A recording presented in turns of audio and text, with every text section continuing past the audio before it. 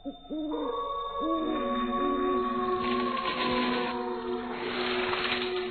क्या प्लान बनाया है इस बार तुम लोगों ने वीकेंड के लिए?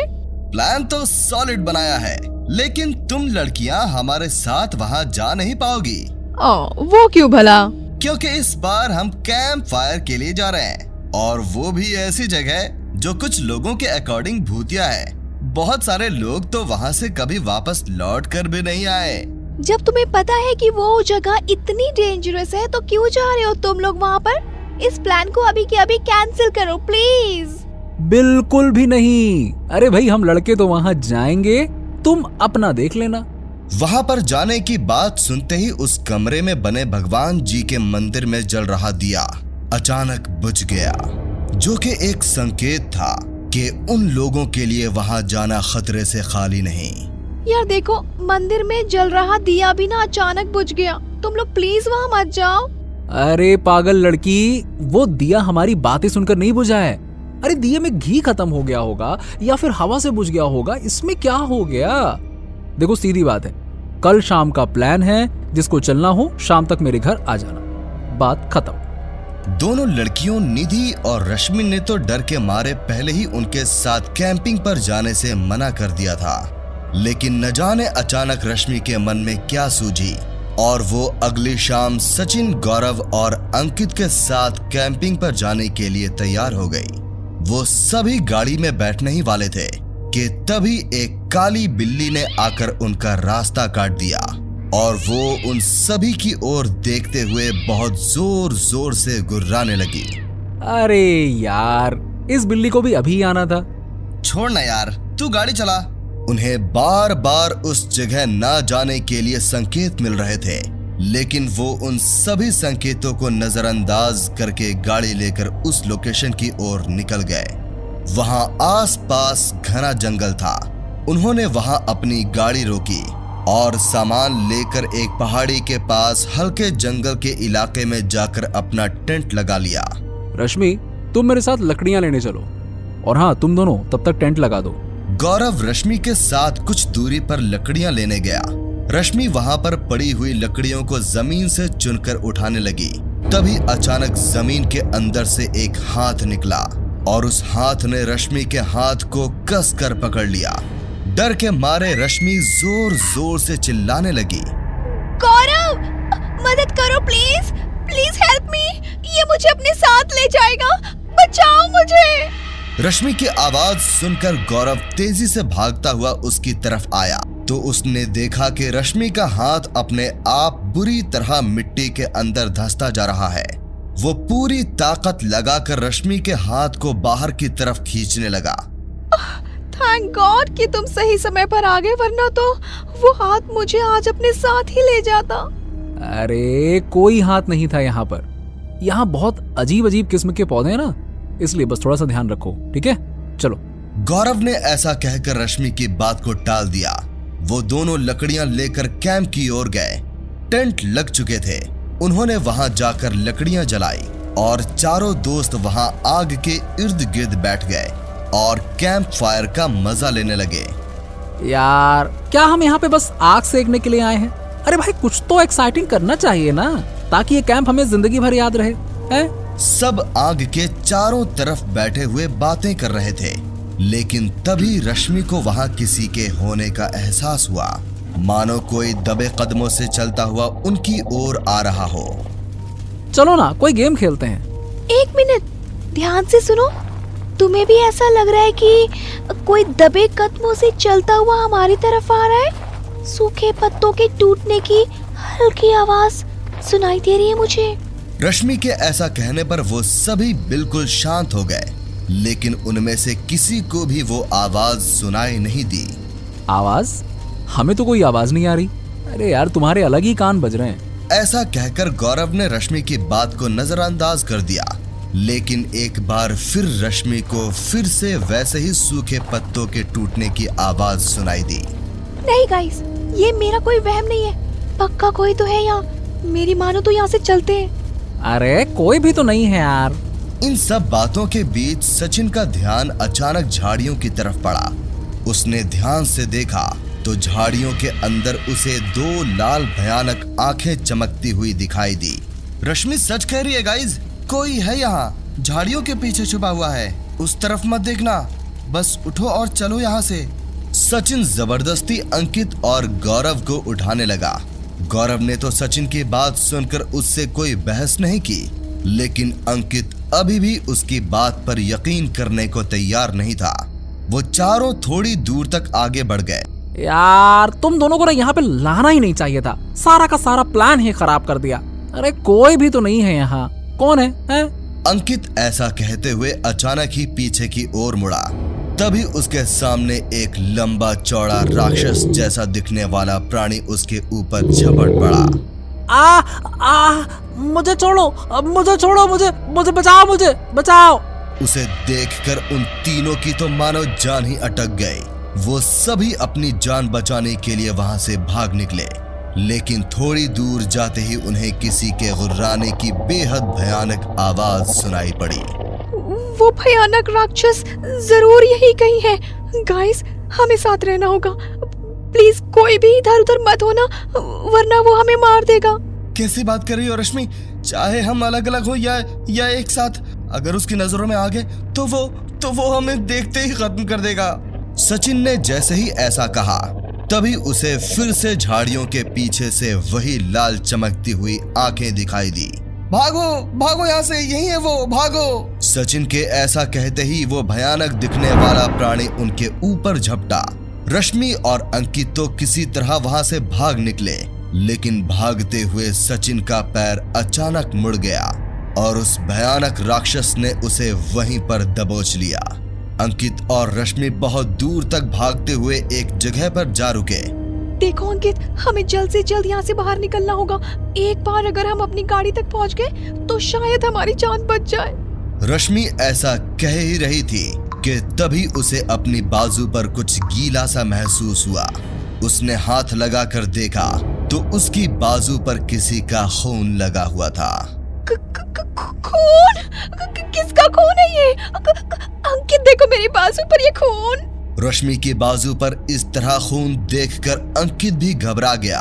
उन दोनों ने जैसे ही ऊपर की तरफ देखा तो डर के मारे उन दोनों की ही चीख निकल गई। पेड़ की टहनी पर गौरव और सचिन के शव लटक रहे थे, जिनसे बह रहा खून रश्मि की बाजू पर गिर रहा था। नहीं अंकित, भागो यहाँ से। वो दोनों घबराए हुए वहां से भागने लगे।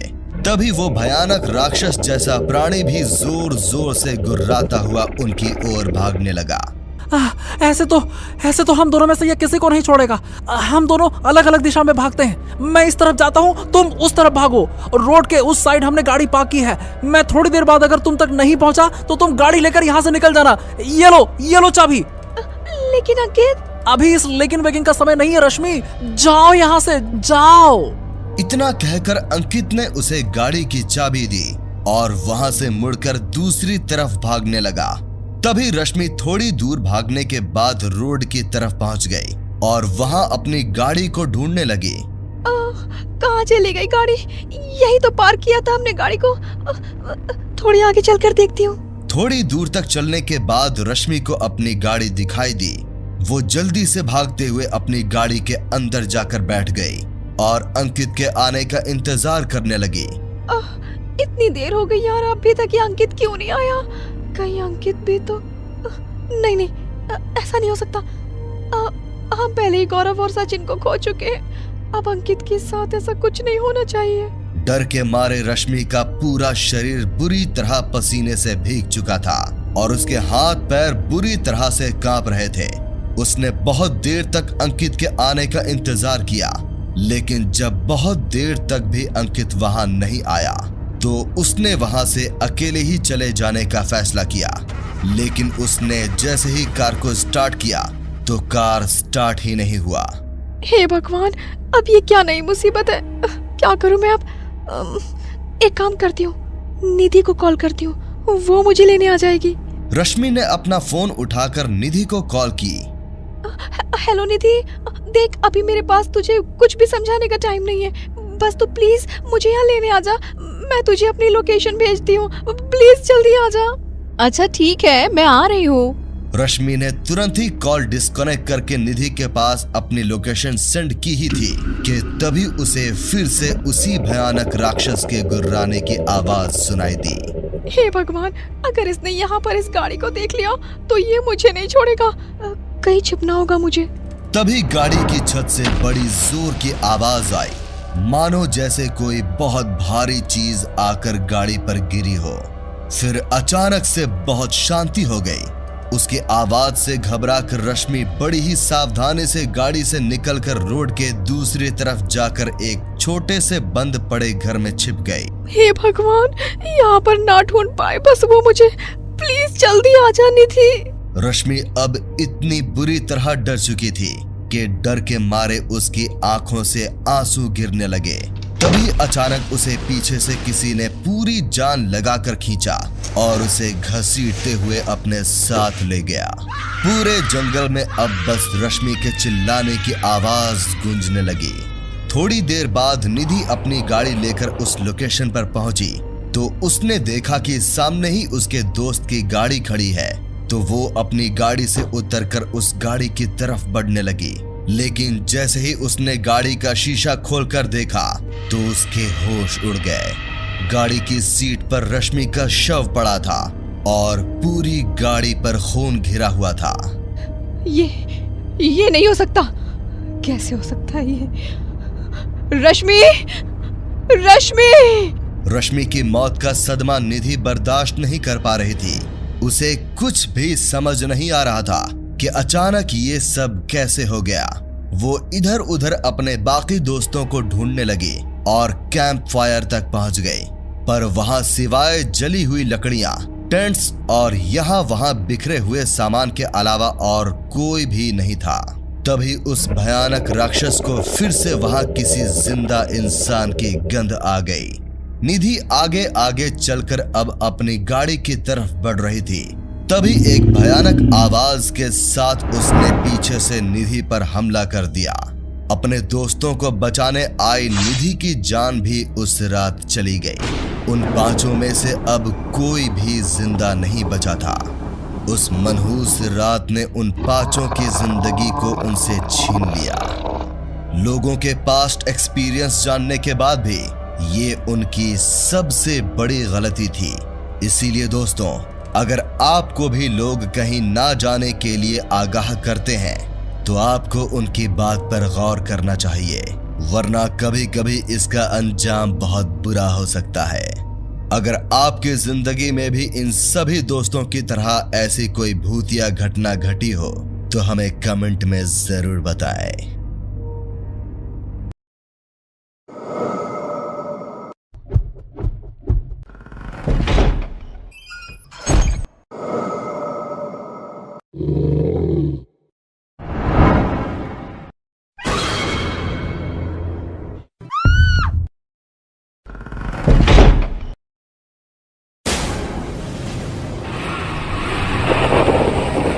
हमें वहां से गए हुए कई महीने हो गए हैं।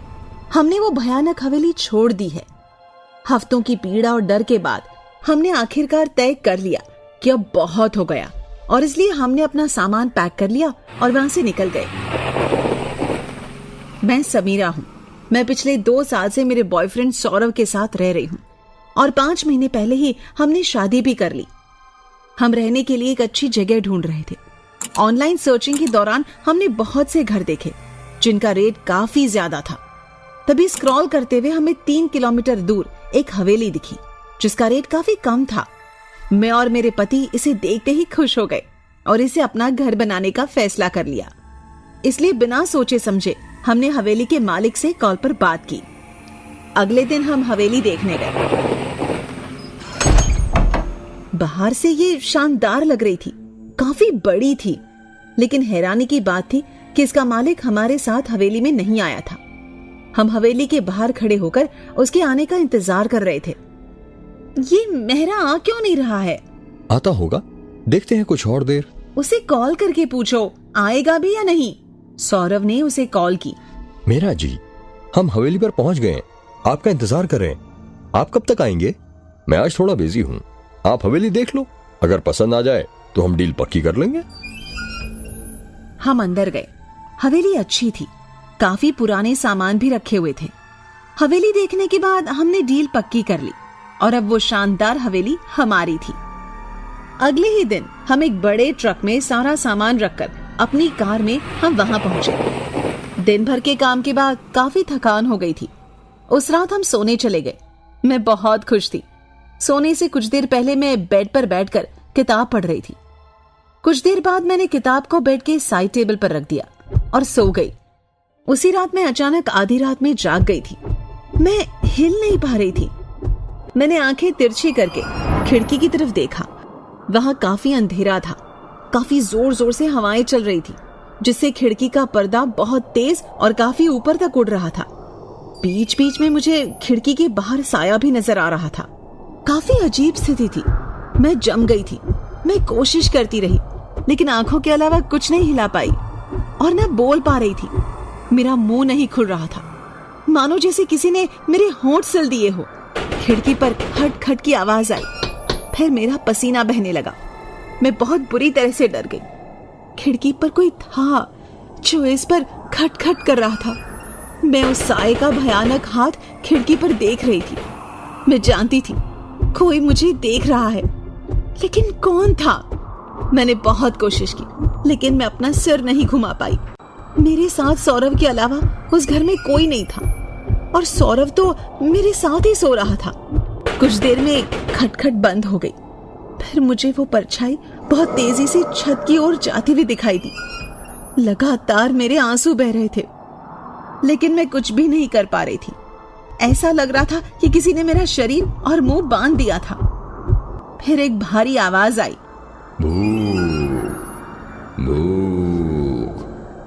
कोई भूखा था, भूख भूख कह रहा था। उसके बाद मुझे याद नहीं, मैं डर के मारे शायद बेहोश हो गई या मुझे नींद आ गई। जब मैं उठी तो सुबह हो चुकी थी। सौरभ अभी भी सो रहा था। मैंने देखा कि मेरी किताब जमीन पर 4 फीट दूर पड़ी है। मुझे रात का सब सीन याद था, लेकिन फिर मुझे ये भी लगा शायद ये एक सपना था। मुझे उसमें कुछ भी सच्चाई नहीं लगी। मैंने मान लिया कि वो सिर्फ एक बुरा सपना था। इसके बाद मैं ब्रेकफास्ट के लिए कुछ बनाने के लिए रसोई में जाने लगी। सौरभ भी तब तक उठ गया था। मैं हैरान थी क्योंकि रसोई ज्यादातर सफेद और काले रंग की थी। हर जगह फंगस और मिट्टी जमी हुई थी। सिंक में काले दाग और जंग लगा हुआ था। दीवारों में दरारें पड़ गई और अलमारियां टूटी फूटी थी। 2 दिन पहले जब हम हवेली देखने आए तो रसोई में ऐसा कुछ भी नहीं था। सौरभ, सौरभ जरा यहाँ तो आओ, देखो ये क्या है? सौरभ समीरा की आवाज सुनकर वहां आता है। क्या हुआ? ये देखो, रसोई कल ऐसी तो नहीं थी। ये सब क्या है? ऐसी ही तो थी, मतलब ऐसी ही होगी यार। एक्चुअली मुझे याद नहीं है, मैंने इतना ध्यान नहीं दिया। मेरी तरह तूने भी ध्यान नहीं दिया होगा। अब एक दिन में रसोई का इंटीरियर तो बदलने से रहा। हाँ, सही कह रहे हो। ऐसे ही थोड़ी इतने सस्ते में हवेली बेच दी। अब ये सब ठीक करवाने के पैसे तो हमें ही लगाने हैं। मुझे सौरभ की बात सही लगी। उसके बाद हमने नाश्ता किया, अपने काम पर चले गए। रात को हम दोनों वापस आए। मैंने देखा कि जंग लगा दागदार सिंक अब पूरी तरह से बेदाग था।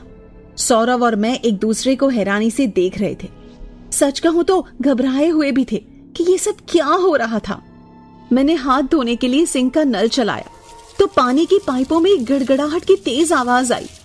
जब पानी आया तो देखा पानी मैला गंदा था और ऐसा लग रहा था कि उसमें कचरा और गंदगी थी। लगता है टंकी में कचरा है, इसे भी साफ करवाना पड़ेगा। हाँ, लेकिन ये सिंक अपने आप कैसे साफ हो गया? तुमने देखा था ना सुबह यहाँ कितनी गंदगी थी। हाँ, हो सकता है मेरा जी ने कोई मेड लगा रखी हो हवेली की देखभाल के लिए।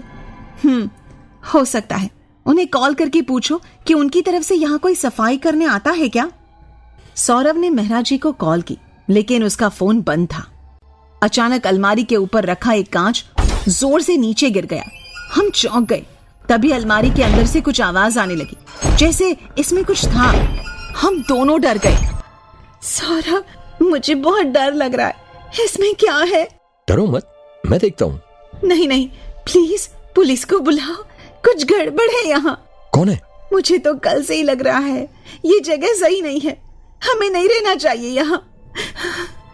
सौरव अलमारी के पास जाने लगा। मैंने सौरव का हाथ पकड़ लिया और उसे अलमारी के पास नहीं जाने दिया। अचानक अलमारी खुल गई और उसमें से एक काली बिल्ली कूदकर बाहर निकली। ओहो, ये कमबख्त बिल्ली डरा रही थी कब से। मुझे लगता है इसी बिल्ली ने सिंक की गंदगी भी खाली होगी। अच्छा मजाक है। इसके बाद हम डिनर करके एक कमरे में सोने चले गए। मैं रोज की तरह किताब पढ़कर कुछ देर में सो गई। आधी रात में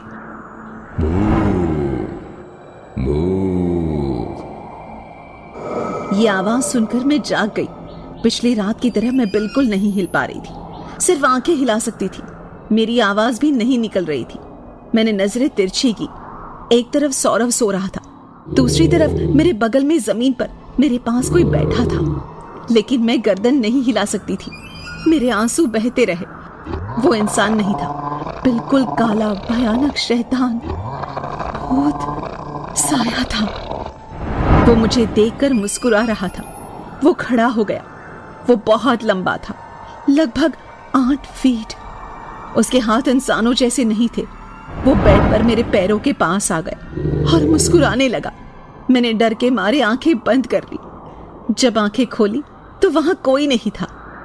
फिर मैं नहीं जानती मैं कब सो गई और जब उठी तो सुबह हो गई थी और मेरी किताब वहीं 4 फीट दूर गिरी हुई थी। मैं नहीं समझ पा रही थी कि वो सपना था या सच। मैं रोने लगी और मैंने सौरव को उठाया, उसे सारी बात बताई। लेकिन ये सच नहीं हो सकता समीरा, तुमने सपना ही देखा है, मैं जानता हूँ। मतलब तुम मुझ पर विश्वास नहीं कर रहे ना? तुम्हें लग रहा है मैं कोई मनगढ़ंत कहानी बना रही हूँ? ऐसा नहीं है। अच्छा ठीक है, मैं आज रात तुम्हारे लिए जागता रहूंगा, फिर देखते हैं क्या होता है। जब मैं रसोई में गई तो ये फिर बुरी हालत में थी और सिंक में काले धब्बे और गंदगी थी। हमें कुछ समझ नहीं आया कि ये सब क्या हो रहा था। इस हवेली में कुछ गड़बड़ है। मैं कह रही हूँ हमें ये जगह छोड़ देनी चाहिए। कैसी बात कर रही हो? ये हमने खरीदी है हमारे लिए, ऐसे कैसे छोड़ दें? मरने से तो बेहतर है ना इसे छोड़ना। बस भी करो, आज ही रात देखते हैं क्या होगा। सौरव और मैं बेड पर बैठे थे। कुछ देर बातें करने के बाद मैं सो गई। आधी रात में फिर से वही आवाज आई, भूख भूख। मैं जाग गई। कमरे में कोई भी नहीं था। मैं डर गई, लेकिन ये सपना नहीं था। मैं हिल सकती थी। मैं भागकर कमरे से बाहर गई और सौरव को बुलाने लगी। सौरव, सौरव कहाँ हो तुम? मैंने देखा कि सौरव अंधेरे में रसोई के पास डाइनिंग टेबल पर बैठकर कुछ खा रहा था। मैं उसके पास गई। सौरव, आधी रात में यहाँ क्यों बैठे हो? मैं तो डर ही गई थी। भूख भूख। समीरा चिल्लाती है और सौरव अपना चेहरा समीरा की तरफ करता है। सौरव चूहा खा रहा है।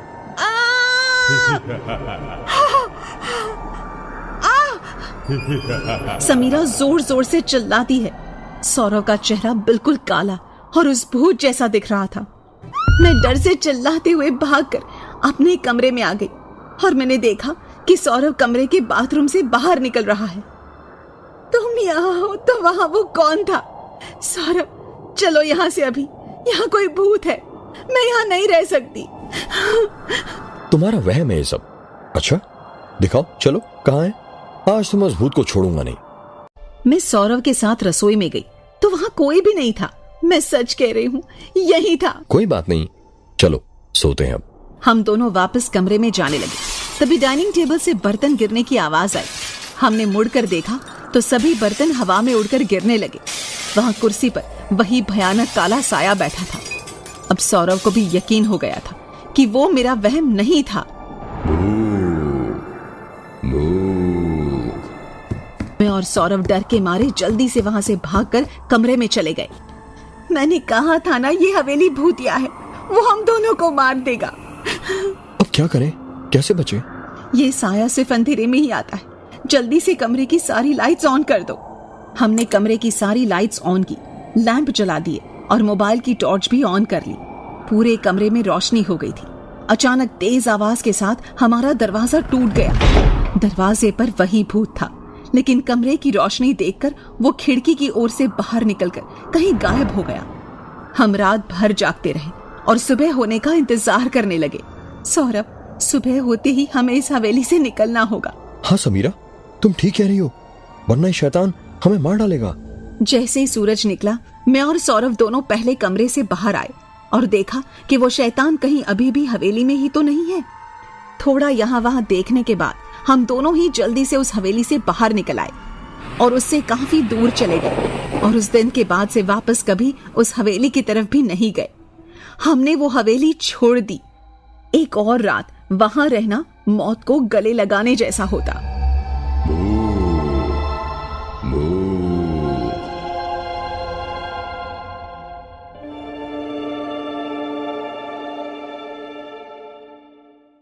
उम्मीद है दोस्तों आपको आज की कहानी बहुत पसंद आई होगी। ऐसी और हॉरर स्टोरीज के लिए हमारे चैनल को सब्सक्राइब करें और बेल आइकॉन का बटन दबाना ना भूलें। और अगर आप अपनी कहानी हमारे साथ शेयर करना चाहते हैं तो हमें ईमेल जरूर करें। हमारी ईमेल आईडी नीचे डिस्क्रिप्शन बॉक्स में दी गई है। और हाँ, वीडियो को लाइक और शेयर करना ना भूलें। Thank you.